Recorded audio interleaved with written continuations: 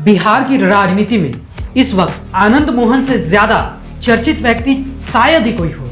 गोपालगंज के DM G Krishnaiah की 4 दिसंबर 1994 को मुजफ्फरनगर में हत्या हुई थी। इस हत्याकांड में आनंद मोहन को अक्टूबर 2007 में उम्र कैद की सजा हुई। अब उनकी सजा के मैन्युअल में बदलाव कर छोड़ा जा रहा है। इनके रिहाई की गूंज से पूरा बिहार गूंज रहा है। सभी दल इसमें बटे हुए नजर आ रहे हैं।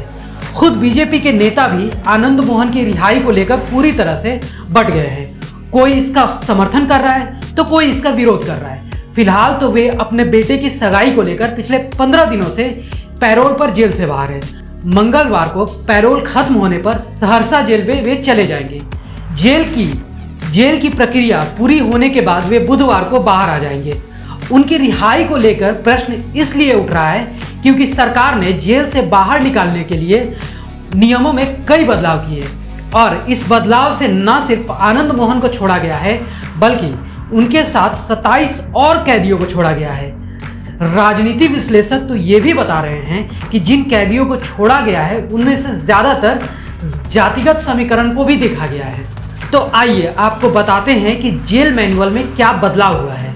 दरअसल बिहार सरकार ने 10 अप्रैल 2023 को बिहार कारा हस्तक 2012 के नियम 481 आई क में संशोधित करके उस वाक्यांश को हटा दिया गया जिसमें सरकारी सेवक को हत्या में शामिल किया गया था। इस संशोधन के बाद अब ड्यूटी पर तैनात सरकारी सेवक की हत्या अपवाद की श्रेणी में नहीं गिनी जाएगी बल्कि ये एक साधारण हत्या मानी जाएगी। आनंद मोहन की रिहाई की मांग अभी नहीं बहुत पहले से हो रही है।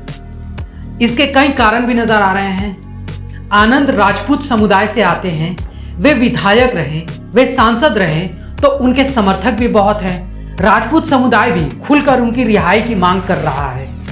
कई बार तो नीतीश कुमार के सामने ही प्रदर्शन किया गया। इसके अलावा बिहार में राजपूत समुदाय की आबादी अच्छी खासी है, इसलिए उनको एक राजनीतिक कारण भी दिख रहा था। लेकिन किस मामले में हुई थी आनंद मोहन को सजा?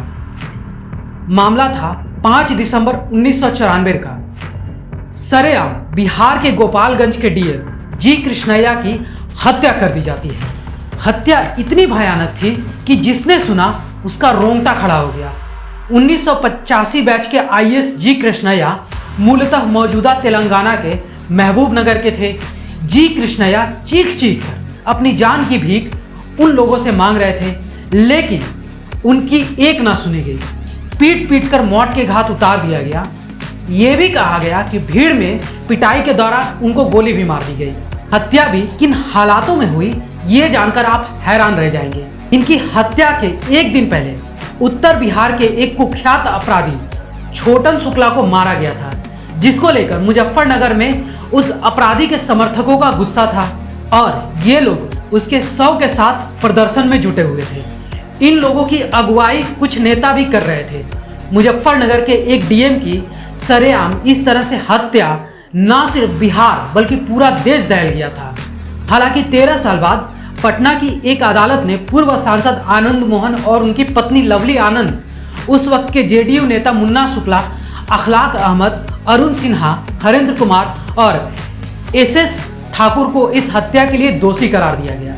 आनंद मोहन समेत 3 को फांसी की सजा सुनाई गई और बाकी 4 को उम्र कैद की सजा हुई।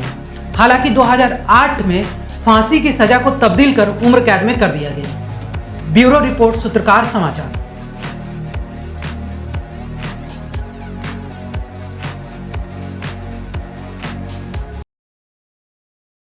अगर आपको हमारा यह वीडियो अच्छा लगा तो इसे लाइक करें, शेयर करें और हाँ, सब्सक्राइब करना ना भूलें।